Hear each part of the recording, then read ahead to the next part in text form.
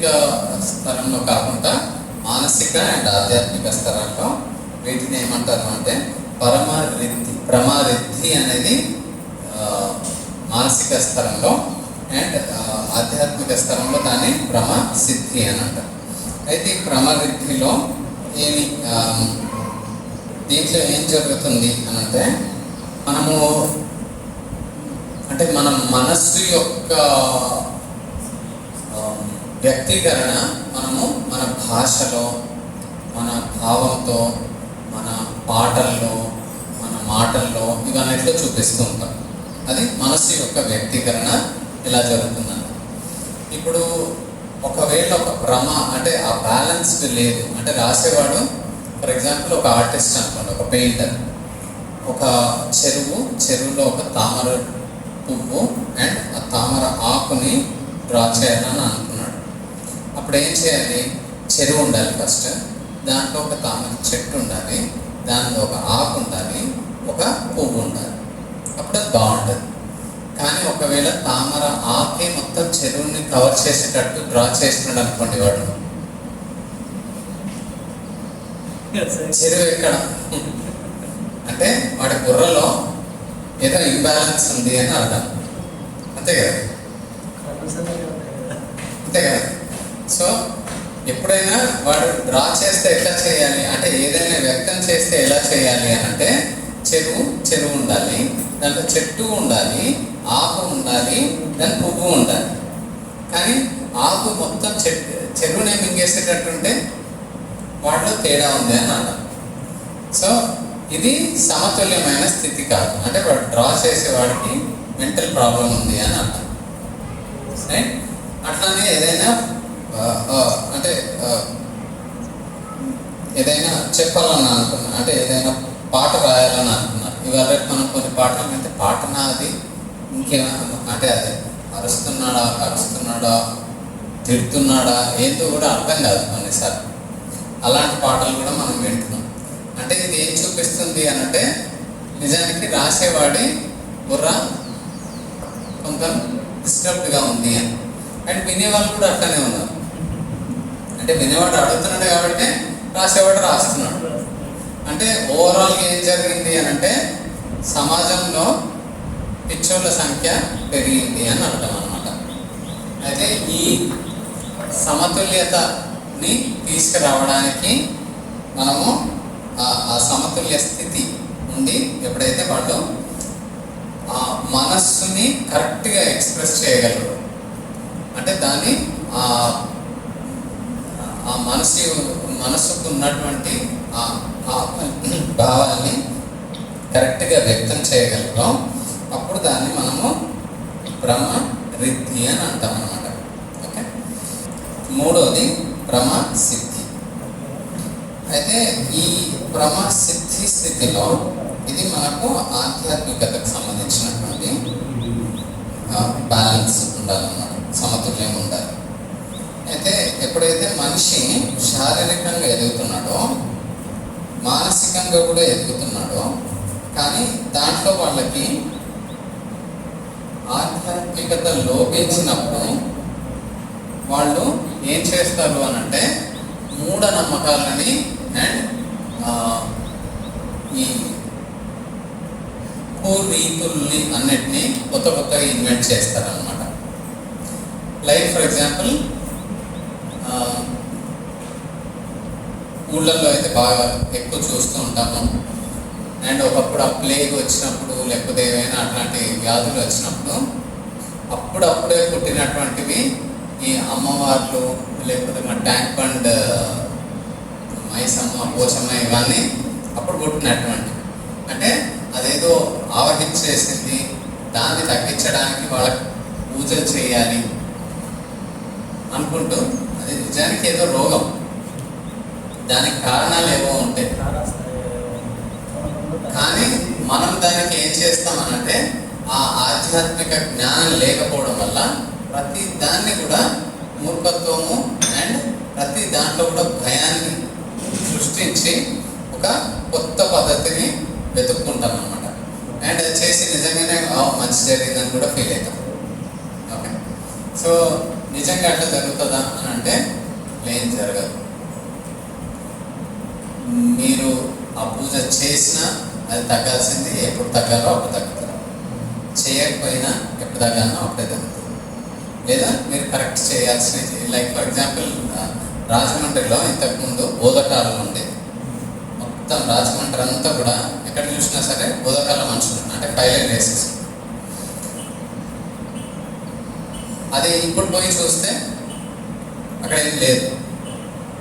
ఇది సైంటిఫిక్గా నిజమా కాదా, అక్కడ ఎందుకు వస్తుంది అని చెన్నై నుంచి ఒక సైంటిస్ట్ వెళ్ళింది అనమాట. వెళ్ళి ఈ నీటిలో ఈ ఫైలేరియాసిస్ అనే క్రిములు ఉన్నాయి, దీనివల్లనే బోధకాలు వస్తున్నాయని రీసెర్చ్ పేపర్ రిలీజ్ చేసింది. అంటే తమిళనాడు నుంచి ఒక రీసెర్చర్ పోయి ఆయన ఆ నీళ్ళని తీసుకొని తాగాడు అనమాట డైరెక్ట్. ఎట్లున్నాయని 3 రోజులు ఆగినాడు, 4 రోజులు ఆగినాడు, వారం రోజులు ఆగినాడు, ఏమైతే లేదని మళ్ళీ వాపస్ చెన్నై వెళ్ళాడు. వెళ్ళిపోయి మళ్ళీ వచ్చినాడు. మళ్ళీ ఒక 4 రోజుల తర్వాత వచ్చి మళ్ళీ తాగినాడు. తాగి అప్పుడు అంటే కరెక్ట్గా టైం సెట్ కాలేదని ఇప్పుడు తాగి చూద్దామని మళ్ళీ తాగినాడు. మళ్ళీ వెళ్ళిపోయాడు. ఆయనకు బోధకాలు వస్తలేదు. అంటే ఒకవేళ దాంట్లో క్రిమి వల్ల వస్తే ఈయనకు కూడా రావాలి కదా. సరే అని ఆ చెరువు పక్కనే మంచం వేసుకొని పడుకున్నాడు. దోమలు కుట్టినాయి, ఈగలు కుట్టినాయి, అని కుట్టినాయి. అయినా సరే ఈయన ఫైలేరియాసిస్ రాలేదు. అంటే దాని అర్థమేమి? అమ్మవారు ఈయనతో చాలా సంతోషంగా ఉన్నా కాదు. ఒకప్పుడు అక్కడ ఉన్నటువంటి ఆహార వ్యవహారాలన్నిటికీ అది ఆ క్రిమి పెరగడానికి అనుకూలంగా ఉండేది. ఇప్పుడు జీవితంలో, ఇప్పుడున్న కాలంలో అక్కడున్న ఆహార పద్ధతులు కానీ వ్యవహారాలు అన్నీ కూడా మారిపోయింది. సో ఇప్పుడు అక్కడ అదేం రావట్లేదు, ఎక్కడ కూడా రావట్లేదు, చాలా తక్కువ మందిలో వస్తుంది అది. ఓకే, అట్లా ఏ రోగమైనా ఏదైనా సరే దానికి కారణాలు ఉంటాయి అండ్ దానికి పరిష్కారాలు కూడా ఉంటాయి. అవిటిని కరెక్ట్ చేస్తే కరెక్ట్ అవుతాయి తప్పించి మనం ఏదో చేసి ఏదో మూఢనమ్మకాలు అంధవిశ్వాసాలతో బతికితే అవి అవ్వవు. సో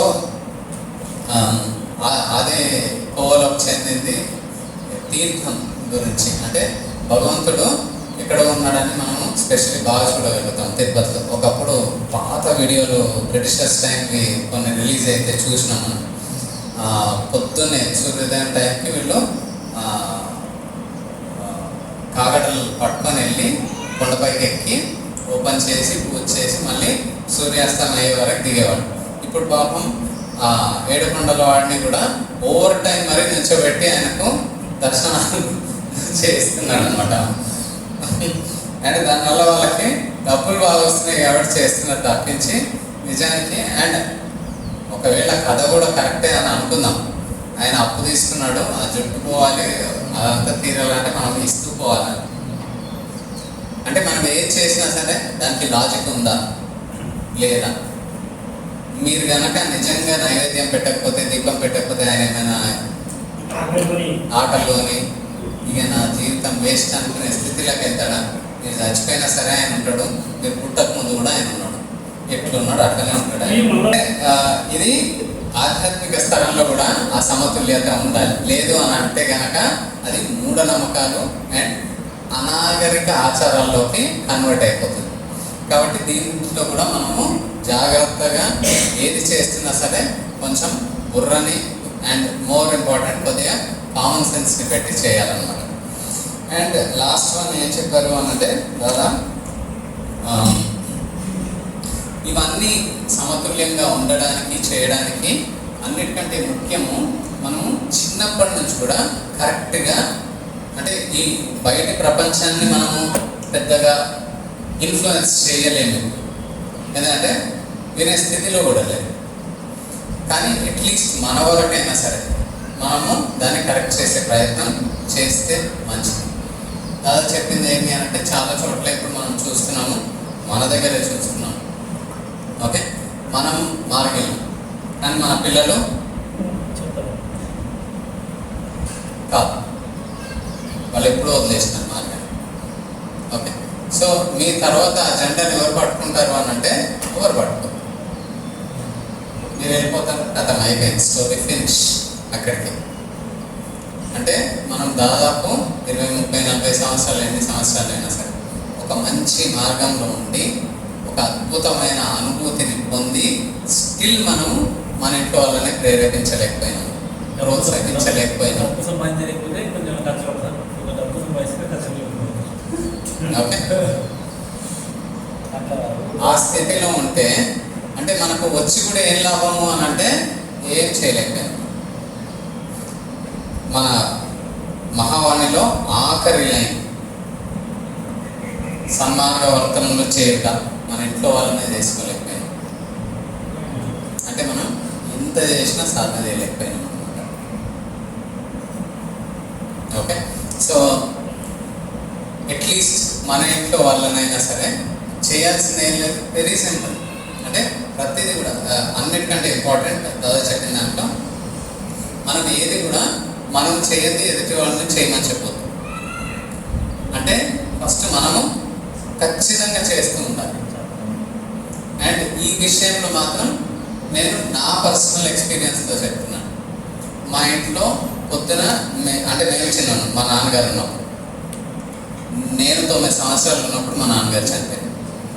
అప్పుడు కూడా మాకు అంటే నాకు గుర్తుండి మా నాన్నగారు చనిపోయి ఒక 3 సంవత్సరాల ముందు నుంచి, అంటే దాదాపు నేను 5-6 సంవత్సరాలు ఉన్నప్పటి నుంచి మమ్మల్ని పంచజన్యకి లేపేవాడు, పంచజన్య చేయించేవాడు. పంచజన్య అయిన తర్వాత మేము సాధన మళ్ళీ కూర్చోవాల్సిందే, స్నానం చేసి వచ్చి కూర్చోవాల్సిందే. మా నాన్నగారు చనిపోయిన తర్వాత కూడా మా అమ్మ మమ్మల్ని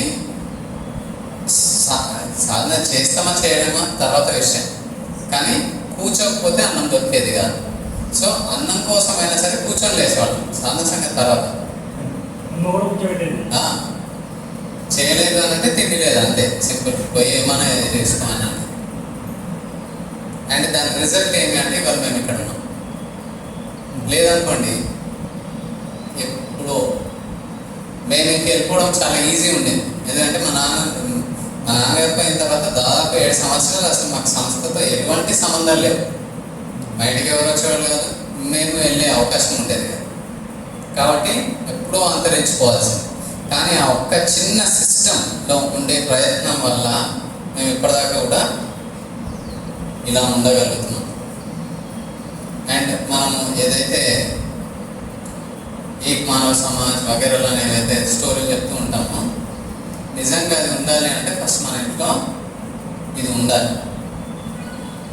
లేకపోతే ఎట్టి పరిస్థితిలో కాదు. ఇది ఏమైనా చేసుకోండి.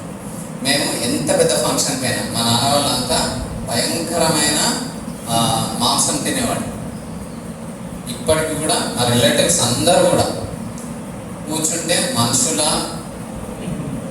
అర్థం కాదనమాట కొన్నిసార్లు. ఓకే, అట్లా తినేవాళ్ళు అనమాట మా నాన్నగారు కూడా. అయినా సరే ఆయన వదిలి ఎంత పెద్ద ఫంక్షన్లో వెళ్ళినా సరే, వాళ్ళ చుట్టాల ఫంక్షన్, మా చుట్టాల ఫంక్షన్లో ఎంత పెద్ద ఫంక్షన్కి వెళ్ళినా సరే తినకుండానే వచ్చేవాళ్ళు. మమ్మల్ని కూడా తినకుండానే తీసుకొచ్చేవాళ్ళు, లేదా మేమే ఏదో అరేంజ్మెంట్ చేసుకొని వెళ్ళేవాళ్ళు. అండ్ దాన్ని ఇవాళకి కూడా మా పిల్లలకు మేము అట్లానే ఫాలో అవుతాం. అండ్ ఇవాళకి కూడా మేము ఎక్కడ కాంప్రమైజ్ కాము. మాకు ఆ రిలేషన్ లేకపోయినా పర్లేదు, ఉండి కూడా లాభం లేదు. ఆస్తికి తప్పించి, పుల్లలు పెట్టడానికి తప్పించి పనికొచ్చే రిలేషన్స్ ఏం లేవు మనం. అదే ఏ రిలేషన్ ఎంతసేపు అని అంటే మీద పైసలు ఉంటేనే ఆ రిలేషన్ నిలబడేది, ఉండేది, చూసేది. లేదనంటే మీరు ఎవడో వాళ్ళు ఎవరో. రైట్, ఇప్పటికీ కూడా మేము మా పిల్లల్ని అట్లానే తీసుకెళ్తాము, అట్లానే తెస్తాం. అండ్ వాళ్ళు కూడా మెంటలీ ప్రిపేర్ అయిపోయాం. ఓకే, దీంట్లో కాంప్రమైజ్ కావద్దు. అంటే మాకు ఏది నేర్పించినారో మా అమ్మ నాన్న, మేము అదే మా పిల్లలకి మళ్ళీ నేర్పిస్తున్నాం. అండ్ రేపు పొద్దున ప్రాబబ్లీ ఆ జెండాని ముందుకి మోసుకెళ్తారేమో తెలియదు, కానీ ఆశిస్తున్నాం. ఇది చాలా ఇంపార్టెంట్. మనం కాంప్రమైజ్ అవ్వద్దు, అవ్వనివ్వద్దు. మరి సమాజంలో బతకడం ఎట్లా అని అంటే, నిజానికి మిమ్మల్ని మీరు తినలేదనుకోండి ఒక 2-3 సార్లు, మీరు తినడం వేస్ట్ అని అంటారు. అదే 10 సార్లు మీరు అట్లానే తినకుండా వచ్చిందనుకోండి, సూపర్ రబయ్యుడు, ఏది ఉన్నా సరే వాడు బతకడం గ్రేట్ అసలు. ఇప్పుడు మా చుట్టాలందరిలో కూడా, అంటే మా అమ్మ ఉన్న రోజులు అసలు ఏం తినిపించడం నేర్పియలే, ఏం చేయలే, అది చేయలే, ఇది చేయలే అన్న వాళ్ళంతా మా పెళ్ళిళ్ళు అయిన తర్వాత ఇంటికి వచ్చిన తర్వాత ముగ్గురు కోడళ్ళని ఒక్కటే రూఫ్ కింద ఒక్కటే కిచెన్లో వండిపించేది చూసి వాళ్ళు వచ్చిన ప్రతి ఒక్కరు చెప్పి పోయేవాడు అనమాట, వాళ్ళే పెంచిన అసలు పిల్లల్ని నాన్నకి. ఓకే, ఎందుకు అని అంటే ఇప్పుడు చూడడానికి పబ్లిక్కి పిచ్చి అనిపించవచ్చు, కానీ ఎప్పుడైతే నిజంగా టెస్టింగ్ టైం వస్తుందో అప్పుడు దాని వాల్యూ అర్థమవుతుంది. ఇప్పుడు మాకు మా చుట్టాలు మొత్తంలో కూడా ఏదైతే రికగ్నిషన్ అండ్ రెప్యుటేషన్ ఉందో అది వాళ్ళు ఎంత డబ్బులు ఉన్నా సరే వాళ్ళకి లేదు. వాళ్ళ దగ్గర ఎంత డబ్బులు ఉండలేమండి, కానీ ఆ రికగ్నిషన్, ఆ రెస్పెక్ట్ లేదు. ఓకే, ఎక్కడికి పోరు చుట్టాలు, రిలేటివ్స్, వాళ్ళు అంతే ఏడికి పోరు. అలా మీ దగ్గర పైసలు ఉన్నంతసేపు మీ చుట్టూ కుక్కలా తిరుగుతూనే ఉంటారు. మీ దగ్గర పైసలు పోయినప్పుడే వాళ్ళు మిమ్మల్ని చూడరు. అది ఎట్లయినా మీరు ఎట్లున్నా సరే అంతే పరిస్థితి. వాళ్ళ కోసం మీరు మీ మార్గాన్ని ఎందుకు వదులుకోవడం, అద్భుతమైన అవకాశాన్ని ఎందుకు పాడు చేసుకోవడం? ఏమైతుంది ఎక్కువ లెక్క అందరిలాగా గొర్రెల్లాగా తినరు మీరు, అంతే. మీది ఏమైతుంది? ఏం కాదు, మంచి విక్షేపంగా ఉంటారు. ఉల్టా మిమ్మల్ని చూసినప్పుడల్లా వాళ్ళు వావ్ అని అనుకుంటారు. జమల్పూర్ రాష్ట్రంలో జరిగిన ఒక చిన్న సంఘటన నేను చెప్తాను. బాబా అక్కడ కొంతమంది ఉన్నారు, ఆర్గీలు ఉన్నారు. అయితే మార్నింగ్ వాళ్ళు బ్రేక్ఫాస్ట్ చేసుకున్నారు. ఒక ఆయన లేట్గా లేచాడు, అంటే ఆశ్రమ్ స్టాండర్డ్కి చాలా లేట్గా లేచినాడు అనమాట. అయితే వాళ్ళు అక్కడ తినేస్తున్నారు. తింటూ ఈయన లేచి వచ్చినాడు కదా అని తిను అని అన్నాడు. అని అంటే ఈయన తినడానికి రెడీ అయిపోయి కూడా కూర్చున్నాడు, సాధన చేయలేదు, ఏం చేయలేదు. అయితే బాబా చాలా కోపంగా వస్తున్నారట. వచ్చి ఒక్కటే మాట అన్నారట, నేను ఈ ఆశ్రమ్ని మనిషి కోసం పెట్టినానా జంతువుల కోసం పెట్టినానా అని అడిగారట. జంతువులు అయితే సాధన చేయో ఏం చేయో తినేస్తే, కరెక్ట్. నేను ఈ ఆశ్రమము ఎవరి కోసం పెట్టినా, మనిషికా జంతువుకా అని అడిగిందంట. అంతే, ఈ ఒక్కటే ప్రశ్న అడిగి ఆయనకు చెప్పిందంట, సాధన చేయకుండా నువ్వు అసలు ఎట్లా తినగలవు, అసలు మనిషివేనా అని అడిగినాడు. ఓకే, సో బాబా అంత ఇంపార్టెన్స్ ఇస్తుండే దానికి. మనం సాధన చేయలేదంటే ఫాస్టింగ్ మీద వెళ్ళిపోవడమే నయం, నిజంగా కూడా. ఓకే, సో ఆ భ్రమ అనేది మెయింటైన్ అయితే ఏమవుతుంది, కాకపోతే ఏమవుతుంది అన్నది నా జీవితంలో ప్రాక్టికల్గా నేను అబ్జర్వ్ చేసిన. అండ్ ఇది అంటే మన హైదరాబాద్ స్టోరీ మీ అందరికీ తెలిసింది. ఇప్పటికీ కూడా అంత జరిగినా సరే మా ఫ్యామిలీ పట్ల అక్కడ ఉన్న వారికి అందరికీ ఏదైతే రెస్పెక్ట్ ఉందో వాళ్ళు అనొచ్చు, వీడు స్ట్రక్చర్ని ఫాలో కావడం, ఆర్గనైజేషన్ ఫాలో కావడం ఏమైనా అనుకోవచ్చు, కానీ ఏ ఒక్కరు కూడా వేలెత్తి చూపలేరు అన్నారు. ఎందుకంటే ఎక్కడ కూడా ఆ చర్యలో చెప్పింది దాటి మేము వేరే చేయం, ఎట్టి పరిస్థితుల్లో చేయం.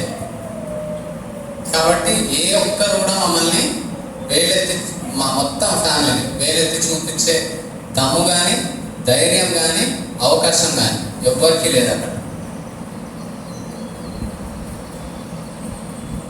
ఓకే, సో అన్నిటికంటే ఇంపార్టెంట్ మన కోడ్ ఆఫ్ కాండక్ట్, మన 16 పాయింట్స్, పంచదశ శీలాస్ అండ్ మన యమనియమ స్ట్రిక్ట్గా ఫాలో అయితే, సుప్రీం కమాండ్ స్ట్రిక్ట్గా ఫాలో అయితే ఎవ్వరు మిమ్మల్ని టచ్ కూడా చేయలేదు. ఇది బాబా ప్రామిస్ కూడా. బాబా అన్నాడు 16 పాయింట్స్ని ఎవరైతే స్ట్రిక్ట్గా ఫాలో అవుతారో అత్యంత విపత్తి కండిషన్లో కూడా వాళ్ళని ప్రకృతి టచ్ కూడా చేయలేదని చెప్పినారు. ఓకే, సో మీరు కూడా ఖచ్చితంగా ప్రాక్టీస్ చేసే ప్రయత్నం చేయండి. ఏమి కాదు, ప్రపంచంలో పెద్దగా మారేదే ఉండదు. మీరు ఫాలో అయినంత మాత్రాన ఫాలో కాకపోతే మీకు నష్టం తప్పించి, ఫాలో అవ్వడం వల్ల ప్రపంచంలో పెద్ద మార్పు ఏం రాదు. ఒక 2-3 సంవత్సరాలు మీ దగ్గర అందరూ ఏందో ఏం పిచ్చి ఎక్కిపోయిందని అనుకుంటారు, కానీ దాని తర్వాత ఈ పిచ్చికి ఎంత వాల్యూ ఉందన్నది తర్వాత తెలుస్తుంది వాళ్ళకి. Okay, thank you Dada.